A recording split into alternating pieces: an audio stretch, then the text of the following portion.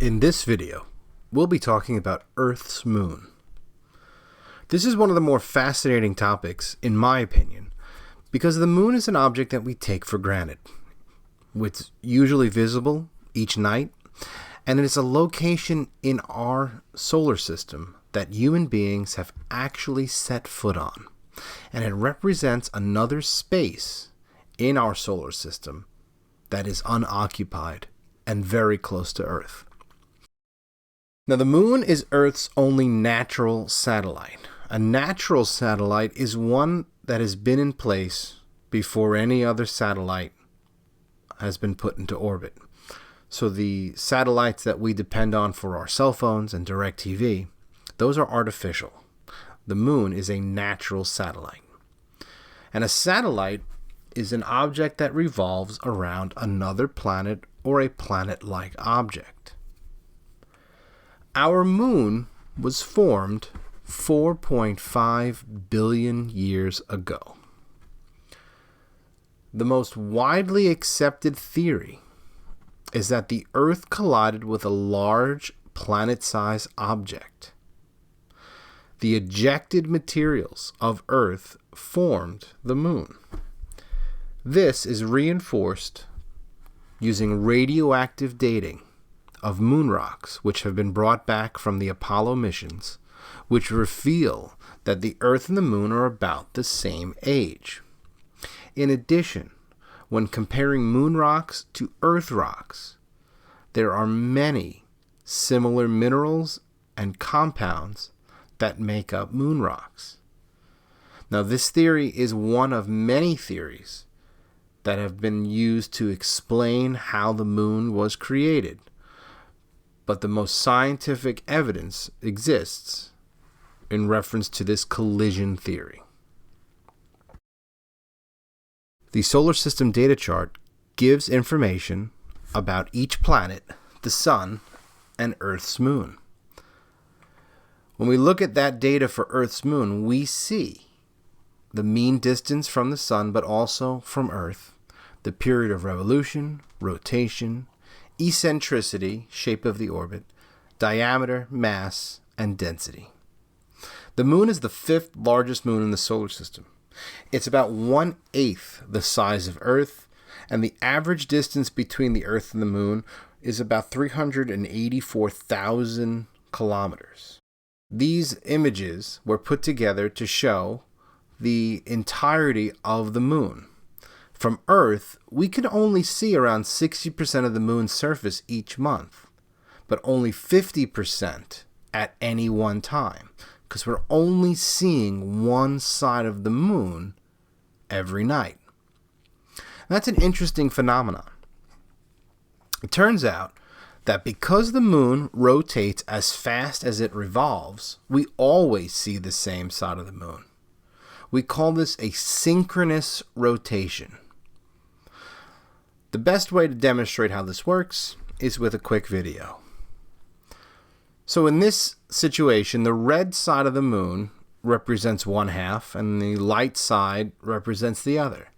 Here, the moon is not rotating, but it's revolving. And in this situation, given this motion, we get to see both sides of the moon.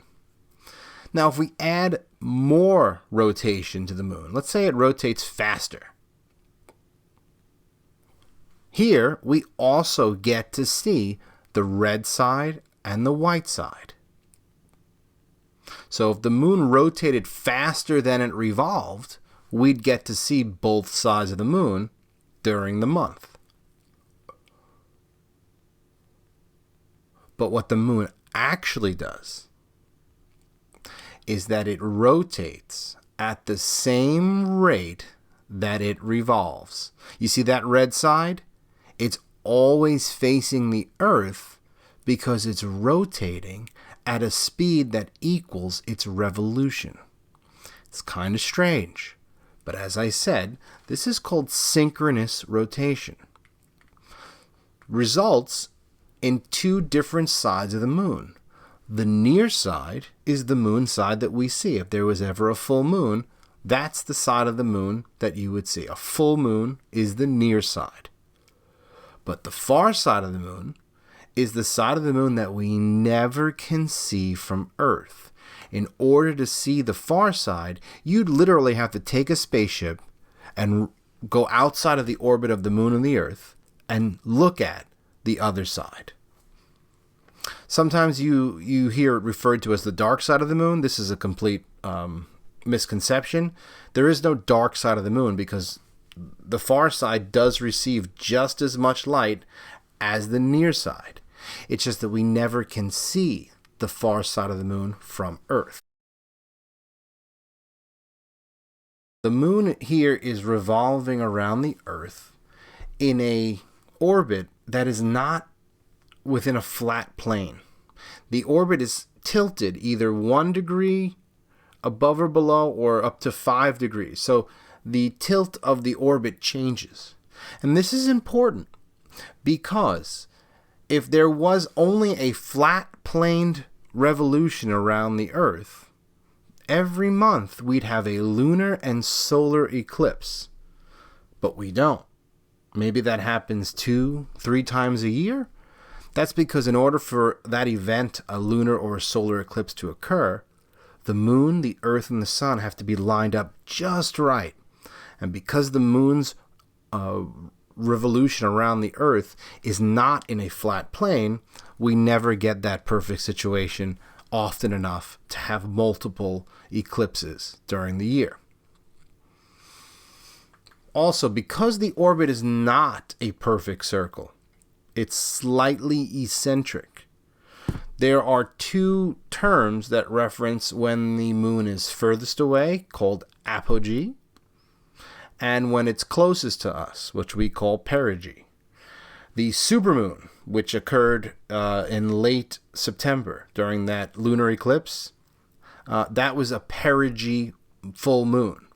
So anytime you hear the word supermoon, they're referring to a perigee moon. It's when the moon is in its closest orbit or closest distance to the Earth that it looks slightly bigger than normal. This should sound familiar because we, as Earth is concerned, do the same thing to the sun. Perihelion and aphelion are the same exact motion. And this just kind of re-emphasizes the point that no orbit is a perfect circle. So because we've been to the moon's surface, we've learned a lot about what the moon is made of and what it's like. And when we look at the moon's surface, even from Earth, we can detect a lot of craters and features that are the results of impacts.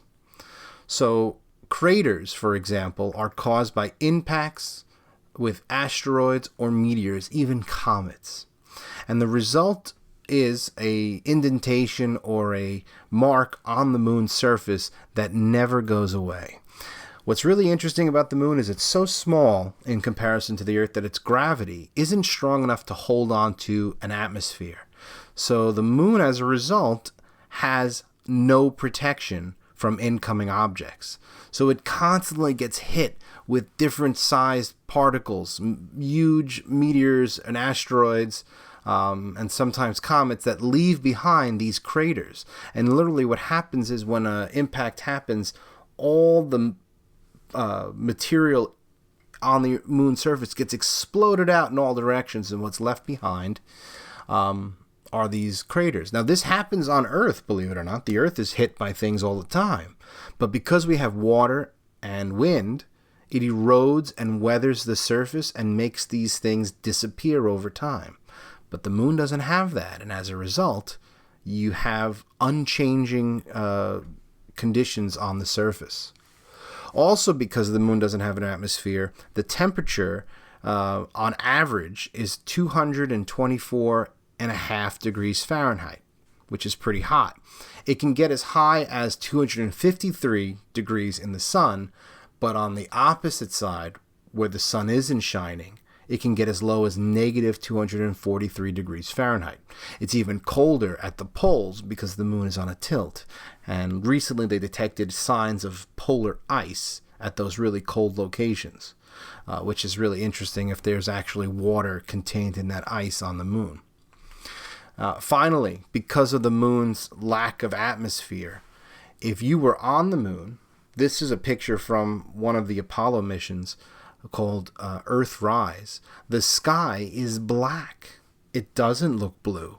It doesn't look white. It's black, because our atmosphere creates the sensation or the image that the sky is blue. That's really from the scattering of light. But anyway, on the moon, that doesn't exist, so the sky is dark.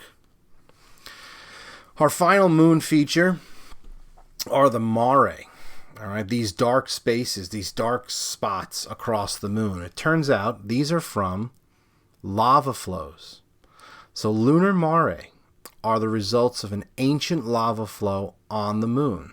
At one time, whether it was when the moon first was formed or shortly after, there were eruptions. And those eruptions spread a type of lava called basaltic lava across the surface of the moon. And this lava literally burnt its way through the surface of this part of the moon. And it left behind these darker, lower lying regions. They're visible without a telescope on a clear night with a full moon. Just references an interesting piece about the moon is that the moon, like the Earth, has a core and has an active mantle that can, or at one time was able to erupt lava on its surface. The moon is one of those topics that is fascinating because we've been there. It's the only other location in our solar system that we've set foot on. The lunar surface has been walked on by 12 different Americans, but the first country to land an unmanned spacecraft was Russia in 1966. Now, this is Neil Armstrong from the famed Apollo 11 mission in 1969. He and Buzz Aldrin were the first two Americans, human beings, to walk on the moon's surface. It turns out that NASA needed 10 different missions before the Apollo 11 mission was successful to actually get onto the moon's surface. And even then, it took another couple of missions before they were able to get back. This next video that I'm about to show is from that Apollo 11 mission and shows the excitement and some of the things that went on